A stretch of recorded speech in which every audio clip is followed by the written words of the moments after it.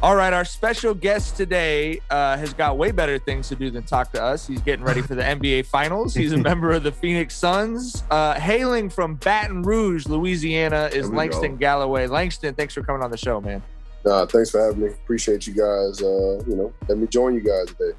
So what's life like? We're talking to you early Monday morning. You have a finals game tomorrow night. What's it like, man? You know, I mean, what's it like getting ready for this round and just having the lights come on a little brighter and everything?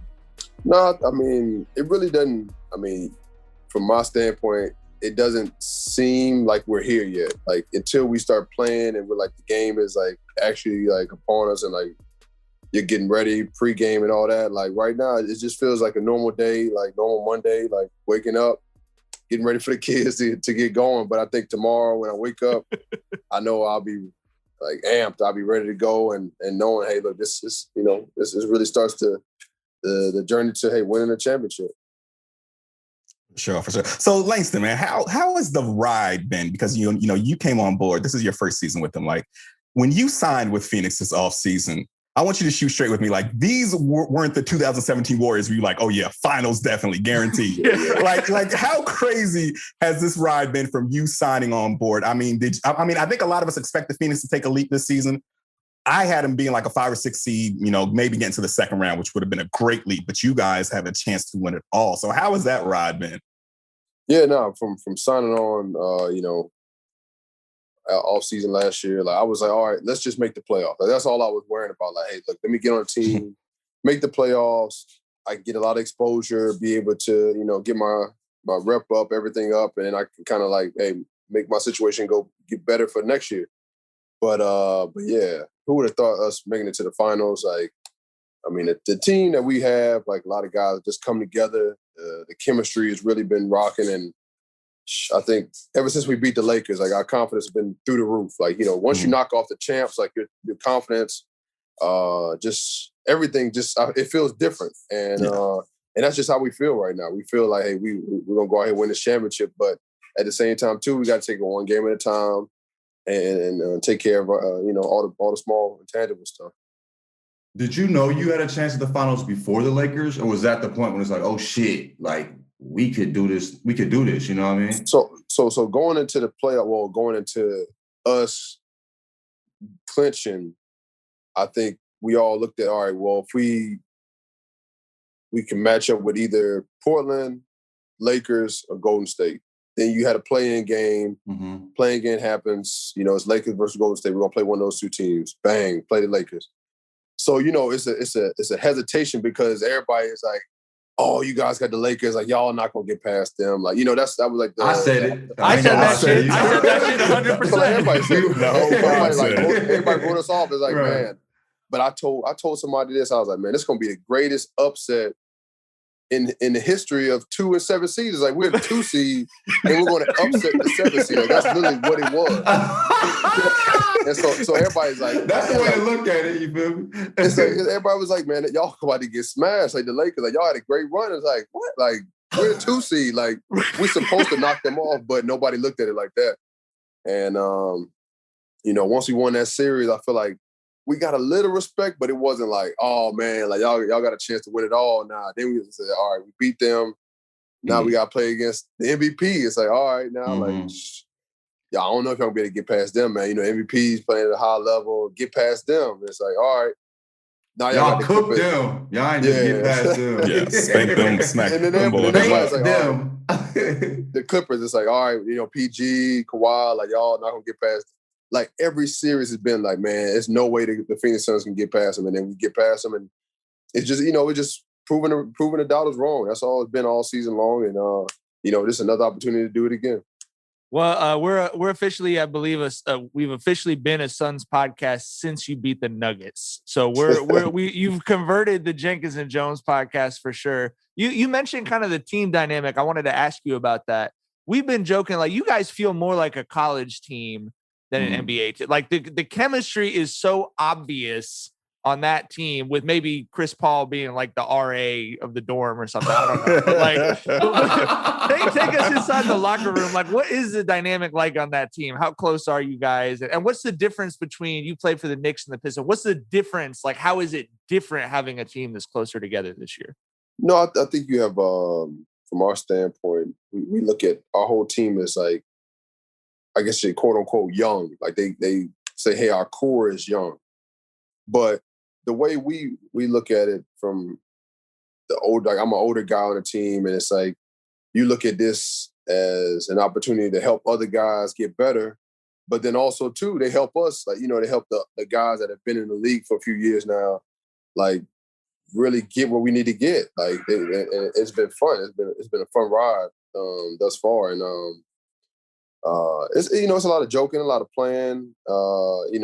When you have a lot of younger guys, everybody's clowning each other, everybody's doing, everything that you could think of that keeps all the camaraderie, all just the good times rolling. Like that's our team really, and that's what makes us a really fun team when you're around us and see how special it is. Does Chris Paul join in with the joking? Because he definitely seems like a dude who steps in the locker room like, hey, cut all that noise all out. right, it's time We're preparing for a final, guys. Come on. Slow down now.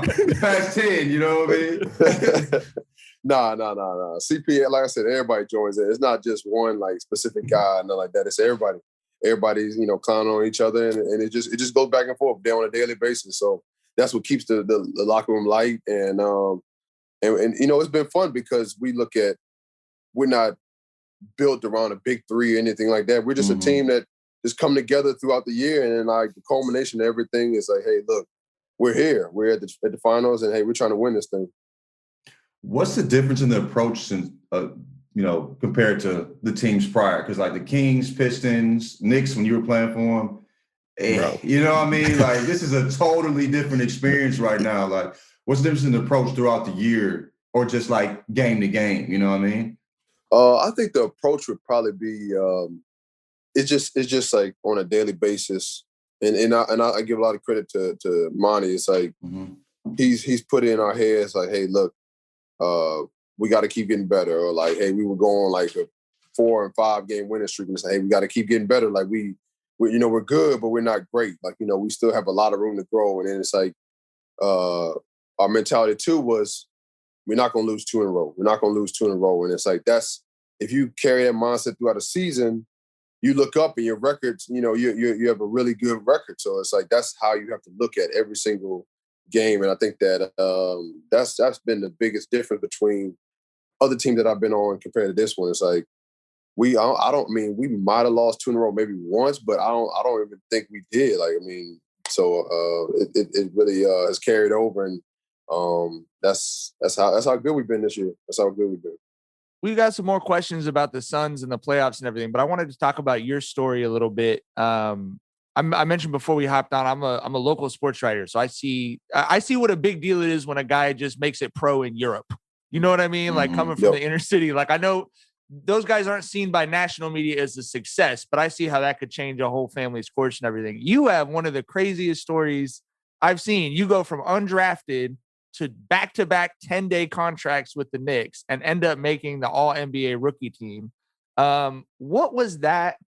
I want to know about the pressure of those 10-day contracts of like, man, I was the man in high school. I was the man in college. And now I'm right here on the edge doing the D-League stuff. And then you get that opportunity. Like, what was that like for you? And kind of how crazy was that, like busting through and then getting to sign that contract after those 10 days? Yeah, no, the first couple of games was definitely nerve-wracking just because I was like so amped up because I reached my dream, but it's like, hey, I want to stay here. I don't want to go back to playing in the D-League at the time. And 10 days is a short window. Right. That's after a you short work your whole life. You just here's 5 games to not mess it up. The 10-day ended up being like 4 or 5 games. Like that was it. Yeah. It was 4 or 5 games. But it was like, it was weird because, I think it was the first 10 days was 6 games because I got there, it was a back-to-back. So we played the Wizards and we played the Houston Rockets on a back-to-back. So that helped me out because I had 2 games like bang bang, like and it got my the jitters, it got everything out of there. So it's like, first game, really nervous, scored a couple points, cool, all right, now the jitters are going. Then I didn't even have a day of practice. I went right back into the next game, like, all right, we got to play. So next day, played Houston Rockets. I think it was a TNT game, and I ain't have no chance like to think of like, hey, look, the hypeness of the game or anything like that. I was just like, hey, look, I'm out here. Let me just try to hoop, and actually had a heck of a performance. So that was like, it kind of like relaxed me. All my friends talking at home, man, don't get crossed up by hard and this and that. So that eased me in. It just threw me in the ringer, and I just had, I had to either survive or, so that was a huge thing. And once I got past those two games, like everything else, like I had two vets in the locker room that were behind me. I had Lou Almondson and Lance Thomas, and they both were like in my ear, like they've been through situations like that with me, that like the same situation that I was going through, and they were like, hey, look, don't worry about it, don't get the big head, like just stay the course, like it's gonna be day by day, keep doing what you're doing, and everything gonna work out. And it's so funny because they texted me the other day when we made the championship. He's like, man, I've been thinking you gonna win one out the whole time, like knowing that from that point to now, like it's crazy how that's 7 years have gone by, but it's cool to see that culmination. Can I let me sneak one more in? What's that like at the end? So you're 10 days, which is, again, we just said it. It's a real short window. It's like your whole life, all the dreams up to that window. And then you signed, I believe, a 2-year deal after the second 10 day. So all of a sudden you go from, I'm trying to make it in to, I don't know. I mean, I know a couple dudes from Baton Rouge, and I know this contract you signed probably would go as far in Baton Rouge as it would go in Long Beach, where I'm from. That's money, right? I mean, that's life-changing contract right there. Like, what was that moment like? You go from, I'm trying to make it to they put the paper in front of you, and it's like, oh, shit, this is real. Yeah, no, I mean, really excited. Everybody in my, and their mama was calling me, texting me like, yo, man, congrats, this and that.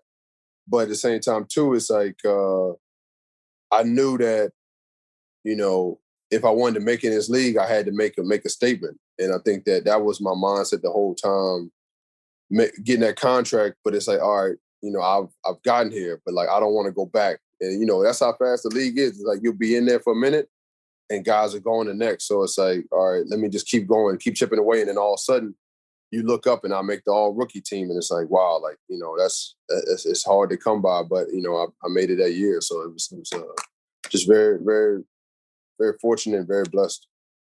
How do you even prepare for a 10-day? Like, you don't even know the sets yet. You know what I mean? Like how do you even prepare for that, to be able to play when you haven't had a practice? Yeah, I think that playing with the Knicks, like the organization, like the smaller unit, I understood what they were trying to do. Okay. So it wasn't like I was like thrown into something completely different, but it was like I knew similar sets, calls, defensive schemes, all that. So it made it an easier adjustment. I'll say easier. It wasn't easy, but it was an easier adjustment. Sure. I have one important question. What did Chris Paul say to Pat Bev? What? I heard what was said, but I don't know if I heard what was actually said. So let me like rephrase the whole question, because it wasn't that he said anything in that moment, right? When he pushed him and nothing like that. It was like the culmination of the series, right? So Game 5, like they were talking all cash, like trying to like just rile us up. Like it was just crazy, because he was like, oh, we about to come back. Just y'all ain't got it. Like it was just too much stuff. Like everybody, like, and it wasn't just him, it was everybody. Yeah. Like the Clippers in general, like they all just talk trash, and just like it is what it is. But then Game 5 came, and they took it to a whole nother level where like, we're going back to LA, we gonna stomp y'all. This like it was just a lot of other words said, but it's just like that was how it went. Yeah. And so when we got to Game 6, you can start seeing it pull away, and then we started talking, and they just they kind of like they got like, their feelings. Right, this it, like, you know what I mean? Like our season's over, and then a couple shots here and there, and then dudes like looking at each other, hey, just. we just got the best of them, and they was just they were like little kids. They were just upset. Man. I love. Even for Pat Bev. But I will say this: we gonna remember that for the rest of our life. Our team and like every individual, like not saying that we can go back and push nobody in the back or nothing like that, but we gonna remember that. Like you know what I mean? Like that's something that's gonna stick with everybody on our team for the rest of our careers going forward, and how we look at people different. You know what I mean? It'll be a random February 4 years from now, and if you beat the Clippers, you're like, that felt good. For real. I love the game by game breakdown of how the Clippers fuck around and found out. Like that was the breakdown, man. Right? But going to Game 6, that closeout game where Chris Paul just put on a fucking performance of the ages, right? 41, ran off 14 of 16 points when the Clippers made it close, when they got to within 8. It's kind of a running joke on Twitter that, they give all the credit to Chris Paul, even when on shit that he didn't have his hands in. But, for someone who's in that locker room, like, what would you say Chris Paul's impact is? Oh, it's huge. It's huge because that sometimes it's like it's the scoring. Sometimes it's the assist. Sometimes it's just him taking care of the ball for some games. It's like, you know what I mean? Like, if you could take care of the ball, not turn it over, have a couple assists here and there, like, that's huge. And that goes a long way. So, and it carries over to everybody else. And then also, too, it's like the confidence builder. Like, he's the culmination of, like, keeping everybody together, keeping the confidence, like, real high. Like, we about to go out here. We about to, it's just how we look at each and every game. So, he's been steady year round. And, I don't see it changing, no time soon. If you guys are able to win 4 more games this season, I think one of the defining moments and a play that will go down really in NBA history was the Valley Oop to win that game. What was that moment like? I mean, you're down 1 with that little time left. It's tough. What's the bench thinking? You see the play get drawn up, and then what was that moment like when the ball went through and you realize, oh my God, that's like one of the craziest endings in playoff history? Yeah, I mean, at first, like, everybody was kind of upset because they were like, is that goaltending? But then, you had to think back real fast, when you got to get your your rule book out and like, oh no, you can do that. You can do that at the end of the game. That's just a rule that wasn't on the front of my brain, I'll tell you that. Because we had to think about it. Aiton said he didn't know either. He said he just trusted Monty on that. Right. You would blame Monty if it was goaltending. And it's like, what's crazy because it almost could have went in from the angle that he shot it. It literally was going in the basket, and just luckily that DA touched it. It worked out because that ball would have went in if he wouldn't have touched it. But yeah, that was a great play, and everybody says, "Oh man, we walked through that." No, we never walked through that play and nothing like that. But it was something that we had worked on. It was a fake alley-oop, and then like somebody was coming off to the corner for a 3. I think it was Book coming off for a 3. That was the play, but DA just happened to. No, it was Jay. Who was coming off? No, it was whoever went to the corner. I forgot who went to the corner, but that ended up being the perfect setup because Book's at the rear screen, and Book's at a real screen. Right. That was real. Yeah. I mean, that was the unsung hero of that moment. So, because I think the underrated part of that play, we talked about it a lot on the pod, was we told everyone, go to any park near you, stand where Jay Crowder was standing, and try and throw that pass. No, you won't get it once in 100 times. So he didn't work on that. Like that wasn't part of the plan. Hey, if we're in this situation, he just had that off rip to put it right there. Yeah, just put it right there. I mean, and that's what we kept looking at the clock. Like, all right, it's 0.9 on the clock. Like if you throw it by the rim, like, hey, if DA most of the times can out jump whoever is guarding them. So hey, look, that we're gonna trust in that. That'll be the ideal play, and especially to win that game like that without CP, like especially the first 2 games, like that's huge. That was huge. What has seeing CP play meant for you? Like, what have you taken personally from like watching him do what he's doing at this age? You know what I mean? It's pretty insane for us. Like, but as a point guard in the league, what does it mean for you?